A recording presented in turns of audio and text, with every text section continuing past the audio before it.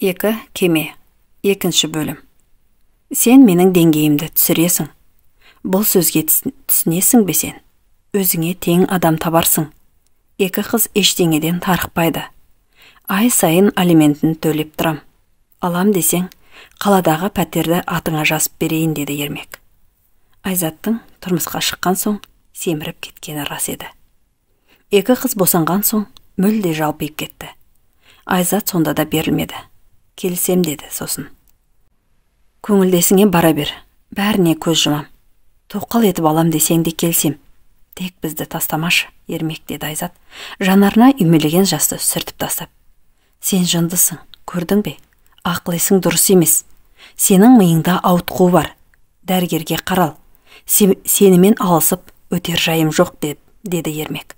Отбасымды сақтап қалғым келген үшін ақыл-есі кем, есалаң екем ғой. Солай ма? Онда неге екі қызды тудырдың? Деп Айзат айғайлап.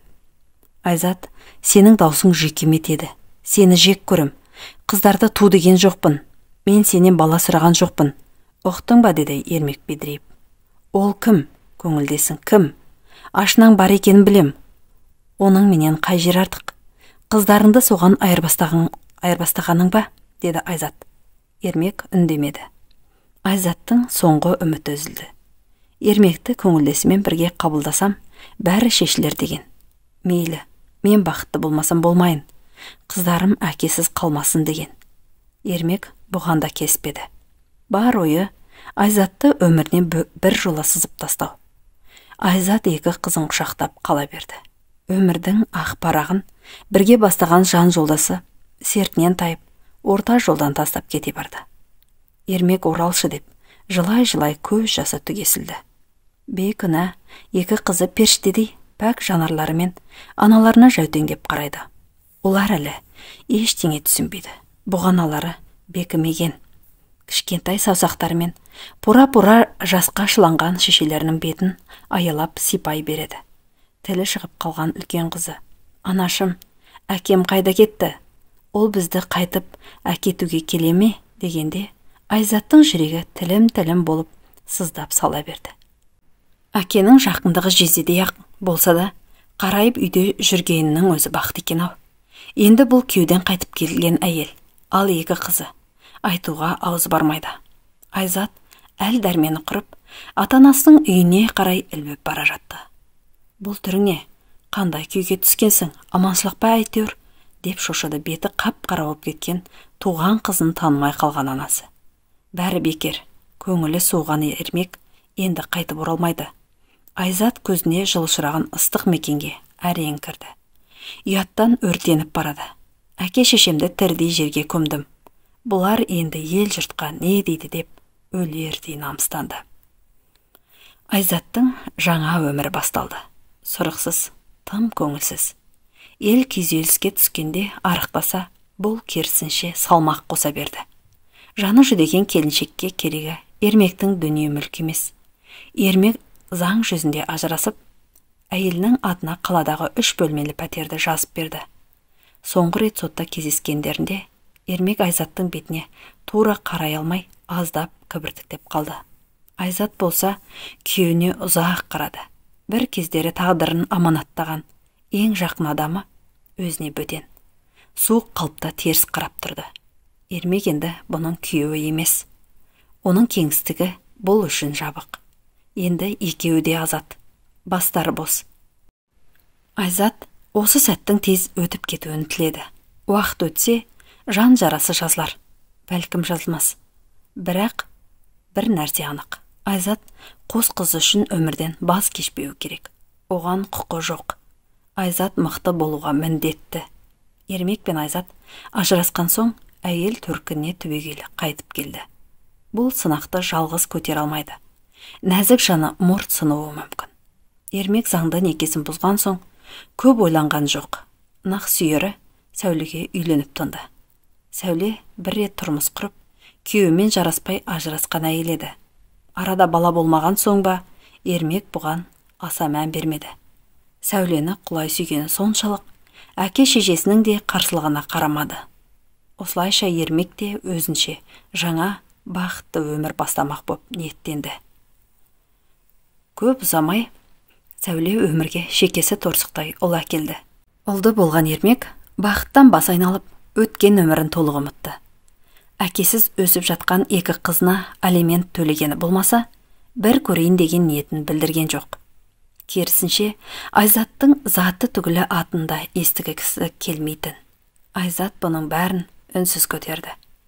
Абыр сабыр басылып, елдің күбірі бәсеңдеген соң, төркініне қайта сіңіп кетті. Айзаттың сабырлылығы, адалдығы, жан баласына жаманшылық ойламайтын тазалығы, көркем мінезі дұшпанын азайтып, досын көбейтті. Кезінде өзін жерден алып жерге салған алыс жақын туыстары, ауылдастары бұл күні Айзатқа жанашыр жанға айналған. Айзат екі қызын қуршақтай етіп, киіндіріп, қатарынан қалдырмай өсіріп жатты. Екі қызға алып жатқан алиментінің жартысын банкке салып жинай берді. Өзі тігін машинасын сатып алып, үйде отырып кәсіп бастап кетті. Шіркін, тігін цехын ашсам деген аялы арманы алға жетелеп, күн-түн демей еңбектене берді. Ұлды болған соң Сәуле өзгерді. Бұрынғы қылықты, сұлу келіншек бара-бара бас пайдасын күйттеген дүние қоңыз әйелге айналды. Қит етсе ұлын алға тартып, Ермектің меншігіндегі бүкіл дүниеге ауыз сала бастады. Ермек ойнап жүріп, от басқан анық ұғынды. Жаным дегені жалмауыз болып шығып, Сәуленің бетпердесі ашылған сайын іші удай ашыды.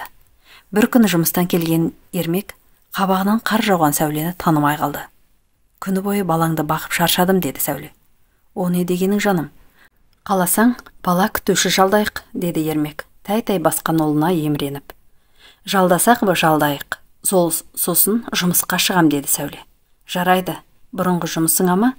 Сәл демалсан қайтеді, деді Ермек. Жоқ, айттым бітті, деп шорт кесті Сәуле. Сенің фирмаңа басшылық қызметке кірем, деді Сәуле. Ермек аңтарылып тұрып қалды. Не дейсің? Біріншіден, менікі фирма емес, фабрика. Екіншіден, тігінен хабарың жоқ. Жұмысшыларды қалай басқармақсың? Үшіншіден, мен сенің күйеуіңмін. Маған бұдан былай дікіңдеуші болма, деді Ермек. Енді осылай сайрадың ба? Үйленбей тұрып уәдені үйіп төгіп, үйленген соң мені үй шаруасында қалады деп дәмелендің. Мен саған айтқаныңа көніп, айдағаныңа жүретін Айзат емеспін. Ұлың тұрғанда сенің бүкіл дүниеңе менің де құқығым бар. Көнбейді екенсің, заң бар, деді Сәуле. Ермек қаны басына шауып, ләм деместен үйден шығып кетті. Бұрын соңды әйел баласының бұндай қылығын көрмеген Ермек Сәулені басына шығарып қоя алмайды. Екінші жағынан, Сәуледен де ажырасып, елдің табасына қалар жағдай жоқ. Оның үстіне өз қанынан, өз жанынан жаралған ұлы тұрғанда бұл қайда кетеді? Сәулеге де лапылдаған сезімі өткінші екен. Сәулеге де керегі Ермек емес, оның мал-мүлкі дүниесі. Әттең, бұл қатын мені құртып тынатын болды. Бәрін меншігіне аударып алып, мені жалаңаяқ қалдырмақ қой. Одан кейін мені керек етпей қуып шығар.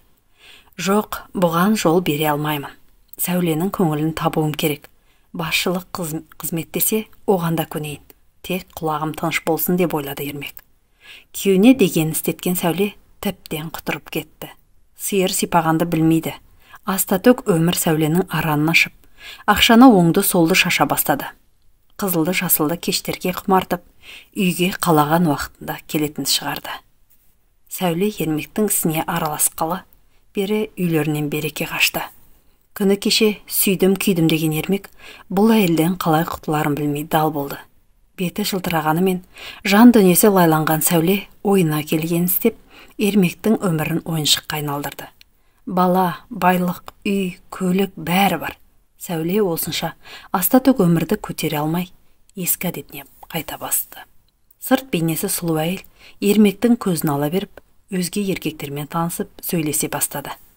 Ермек әйелінен ешқашан күдіктенген емес. Әйел затынан опасыздық көрмеген басы бұндайды ойнадай алмайтын. Өміріне нұр, жүрегіне сәуле болып енген сүйіктісі көзіне шөп салатындай бұл сатқындық көрге лайық емес. Ермек осылай ойлайтын. Бірақ Сәуле қанша тырысқанмен бойын билеген нәпсі құмарлығына қарсы тұра алмады. Бір рет қана Ермек білмей қалады. Тек бір рет деді Сәуле. Ермек жұмысқа кеткенде ұлын бала күтушіге тастап, интернеттен танысқан еркекпен жалдамалы пәтерде кездесті. Қуаты бойына сыймай тұрған жас жігіт екен. Сәуле осылайша Ермектің көзіне алғаш рет шөп салды. Бір реттеп бастап еді, уәдесінде тұра алмады. Ермекке білдіртпей, әлгі жігітпен бірнеше рет кездесті. Жалындап тұрған жас жігіттің ыстық құшағынан шыққан Сәуле, Ермек жұмыстан шаршап келгенде, күйеуінің бабын таппақ түгілі, керісінше бетін қайтарып тастайтын әдет тапты. Әсілі, ерлі зайыптыны ақ төсек табыстырса, осы төсек ажыратып тынатын құдіретке ие болса керек. Қанша мән бермеуге тырысқанымен, Ермек әйелінің бойындағы өзгешелікті бірден аңғарды. Өзіне өзі сезіктеніп, телефон үнемі кодқа қойнанақ жүрек шайлығып, әйелінің басқан қадамын аңдуға көшті. Маған опасыздық жасасаң, кешірмеймін, өз қолымен өлтірем деп, өзіне де сан мәрте айтқан. Өтіріктің құйрығы бірақ тұтам. Күндердің бір күнде Ермек Сәулені жалдамалы пәтерде жас жігітпен бірге кіріп бара жатқан жерінен өз қолымен ұстап алды. Алдымен Сәулені, кейін әйелінің көңілдесін таяқтың астына алып, әйелін тіпті өлтіріп қоя жаздады.